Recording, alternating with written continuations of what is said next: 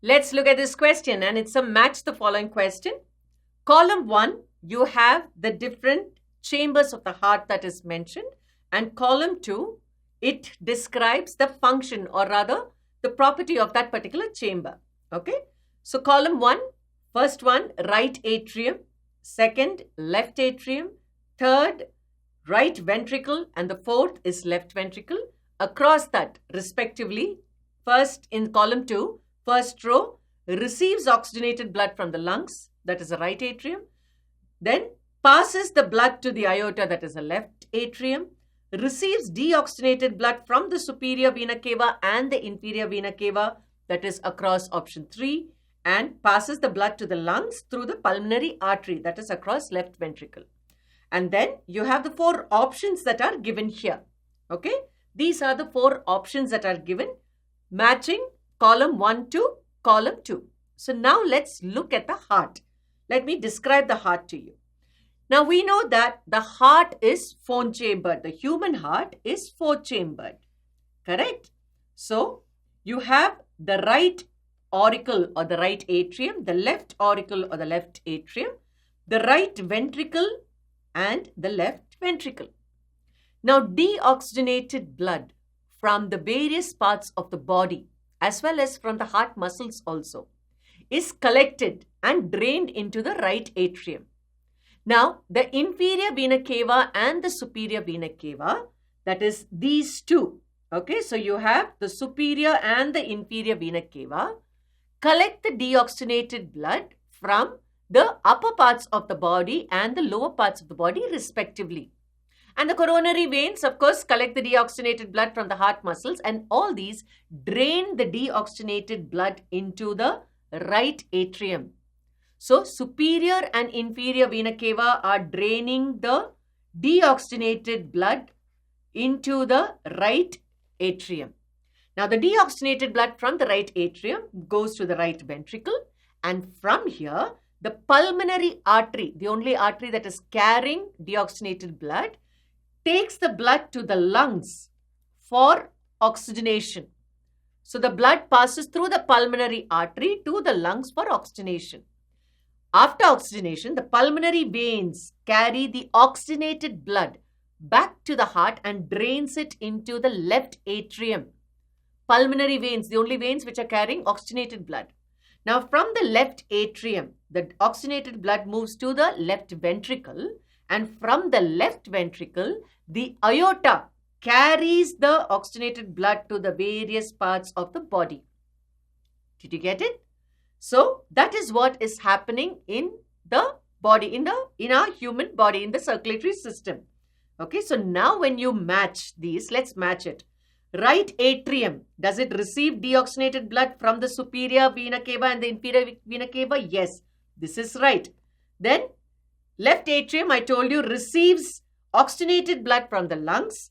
Right ventricle passes the blood to the lungs through the pulmonary artery, and left ventricle passes the blood to the aorta, to the various parts of the body. So it is 3, 1, 4, 2. Those are the options. Okay.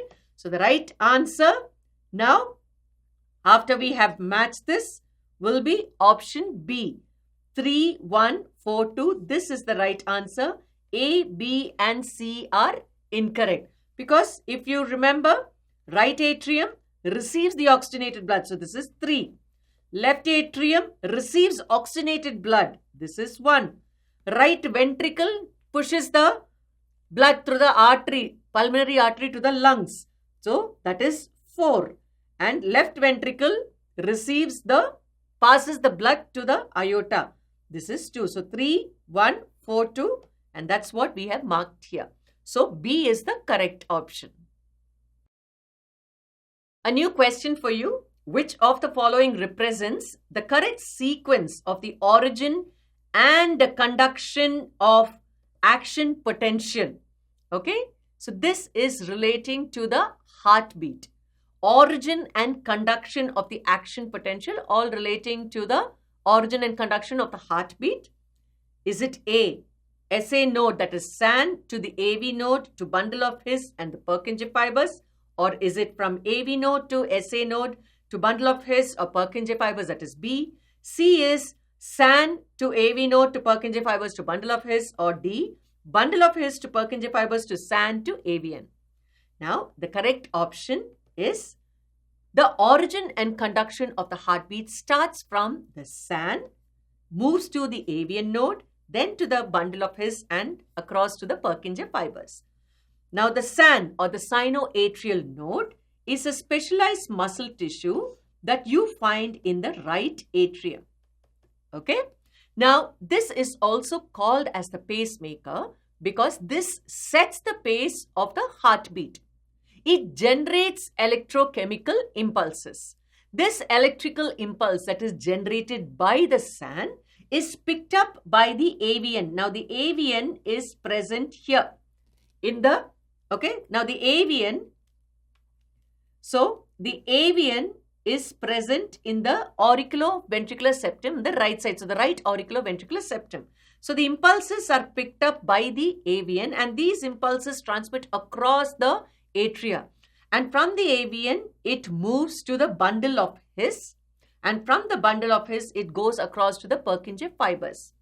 Now, what does it help in? Now, these electrochemical impulses help in the contraction of the heart, right? The heart muscles go, see, the heart, human heart is myogenic. It is self-excitable. So, these contractions is because of these impulses that are transmitted across. So, the sinoatrial node is called as the pacemaker as it generates the cardiac impulse. It is located in the right atrium. The atrioventricular node is between the right atrium and the right ventricle. Bundle of His is located in the interventricular septa. The bundle of His divides into two branches and gives rise to Purkinje fibers. The electrochemical impulse generated by the sinoatrial node stimulates the atrioventricular node and carries the impulse to the two ventricles through the bundle of His and the Purkinje fibers. So, the right answer is option A. This is the right option because the action potential is from SAN to AVN node to the bundle of His and then to the Purkinje fibers. That is the right answer. B, C and D are incorrect. A fill in the blanks question for you. Mitral valve connects dash and dash. A, is it right atrium and right ventricle? B, left atrium and left ventricle? C, right atrium and left ventricle? Or D, left atrium and right ventricle? Well, the human heart, as we all know, is four-chambered, divided into two atria and two ventricles. So, the right atrium, the left atrium, the right ventricle and the left ventricle.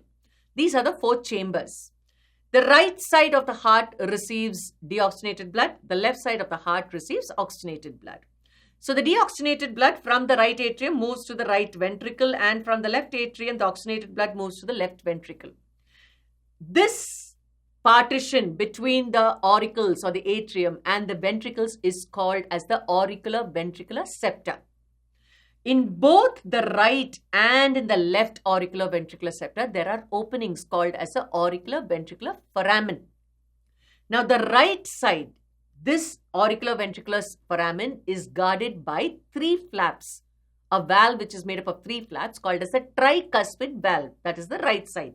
Whereas in the left side, you find the valve made up of two flaps called as the mitral valve or the bicuspid valve. So, mitral valve, you find it on the left side, in the auriculoventricular septum, with the left side of the heart, separating the left auricle from the right ventricle, right? In that septum is where you find this mitral valve. So, now the right answer, mitral valve connects the left atrium and the left ventricle. A, C and D are incorrect. B is the right answer. Let us now look at this question, a fill in the blanks question for you. Dash carries deoxygenated blood from the intestine to the liver before it is delivered to the systemic circulation. Is it A, the pulmonary vein, B, the pulmonary artery, C, the aorta, D, the hepatic portal vein? The portal system is nothing but the blood vascular system that moves from carries the blood from one organ to another organ, a deoxygenated blood from one organ to another organ. Hepatic portal vein is part of the hepatic portal system. it carries the deoxygenated blood from the intestine to the liver for oxygenation, basically to remove toxic waste before this blood can become part of the systemic circulation. What is systemic circulation? The blood that is pumped from the heart goes to the various parts of the body and comes back to the heart. That is systemic circulation. So the hepatic portal vein carries the deoxygenated blood from the intestine to the liver before it is delivered to the systemic circulation. This blood from the intestine along with the nutrients may sometimes contain some toxins, which is toxins extracted from the digested contents. So the hepatic portal vein carries this blood to the liver for purification. Okay, and it is then returned to the systemic circulation. But what about the pulmonary? So this is what I was talking about. The intestine, the deoxygenated blood from the intestine is taken to the liver by the hepatic portal vein. But what about the pulmonary veins? The only vein in our body which is carrying oxygenated blood from the lungs to the heart. It drains it into the left atrium. What about pulmonary artery? The only artery that is carrying deoxygenated blood from the right ventricle, it takes it to the lungs for oxygenation. What about aorta? The largest blood vessel, the largest artery in our body, carries oxygenated blood from the left ventricle and pumps it out to the various parts of the body. So the right answer, dash carries deoxygenated blood from the intestine to the liver before it is delivered to the systemic circulation. It is D, the hepatic portal vein, not the pulmonary vein or the pulmonary artery or the aorta. It is D, the hepatic portal vein. That is the right answer. Let's look at this new question. Which of the following events does not take place during a ventricular systole? What is a ventricular systole? The contraction of the ventricle, right? So which of the following events, there are about 4 events that are stated here. Which of these do not take place during the ventricular systole? Okay. So first one, due to the ventricular systole, ventricular pressure decreases. Statement 2, during the end of the ventricular systole, the semilunar valves open up. Statement 3, during the start of the ventricular systole, the bicuspid and the tricuspid valves close. Statement 4, due to the closure of the atrioventricular valves, dub sound is produced. Well, now the options: A, event 1 and 2 does not take place. B, event 2, 3 do not take place. C, event 1 and 4 does not take place. And D, all the events takes place. Now let's look at each statement. What is a ventricular systole? I told you, ventricular systole is a stage of the cardiac cycle where the left and the right ventricles contract at the same time. Blood from the right ventricle is pumped up the pulmonary trunk and blood from the left ventricle is pumped into the aorta. Okay. Now, when this happens, so when you're looking at ventricular systole, the pressure inside increases tremendously. This causes the opening of the semilunar valves of the pulmonary artery and the aorta. Okay, and the closure of the bicuspid and the tricuspid valves. Now, where do you find these? In the auriculoventricular septum, separating the auricles from the ventricles. This closure causes the lub sound. Okay. Now, so during the ventricular systole, the semilunar valves are opened up. The blood is pushed into the pulmonary artery and the aorta from the right ventricle and the left ventricle respectively. Now, after this stage, the ventricles will now start relaxing, right? Because they have pushed the blood, now they start relaxing. And automatically what happens? The auriculoventricular valves, that is the tricuspid and the bicuspid valves open and the semilunar valves shut because the ventricles are going through ventricular diastole. That shutting of the semilunar valves is called as dub. Did you get it? So, the semilunar valves close during the end of the ventricular diastole and the closing of the semilunar valves produce the dub sound. Now, if you look at the statements, these 4 statements. So, due to the ventricular systole, ventricular pressure decreases. When the systole is happening in the ventricles, the pressure increases. That's why the blood is pushed into the pulmonary artery and the aorta. So that is wrong. During the end of the ventricular systole, the semilunar valves are opened up. Yes, this is correct. During the start of the ventricular systole, the bicuspid and the tricuspid valves close. This is correct. Due to the closure of the atrioventricular valves, dub sound is produced. No, it is because of the closure of the semilunar valve. So this is incorrect. That means option 1 and 4, statement 1 and 4 are incorrect. So event 1 and 4 does not take place. This is right.